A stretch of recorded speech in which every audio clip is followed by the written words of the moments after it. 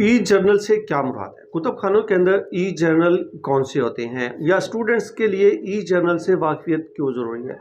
ई journal किसी भी रिसाले का जो है इलेक्ट्रॉनिक वर्जन होता है, इसको ई जर्नल कहा जाता है। इलेक्ट्रॉनिक वर्जन जो होता है ये बाजू का तो जो प्रिंट जर्नल होता है उसके साथ साथ उसका एक इलेक्ट्रॉनिक वर्जन भी निकाल देते हैं। दूसरी सूरत इसकी ये होती है कि कुछ जर्नल ऐसे होते हैं जो पब्लिश ही ऑनलाइन होते हैं, उसकी प्रिंट नहीं होता, वो ऑनलाइन ही पब्लिश हो रहा है, तो वो भी ऑनलाइन या ई जर्नल कहलाता है। ई जर्नल्स को आप किसी भी इदारे की उसकी वेबसाइट के ऊपर देख सकते हैं या किसी डेटाबेस के अंदर देख सकते हैं, जैसे HEC का डेटाबेस है उसके अंदर आप इस ई जर्नल्स को देख सकते हैं, या आप किसी कैटलॉग के अंदर उपैक के अंदर भी किसी जो लाइब्रेरी के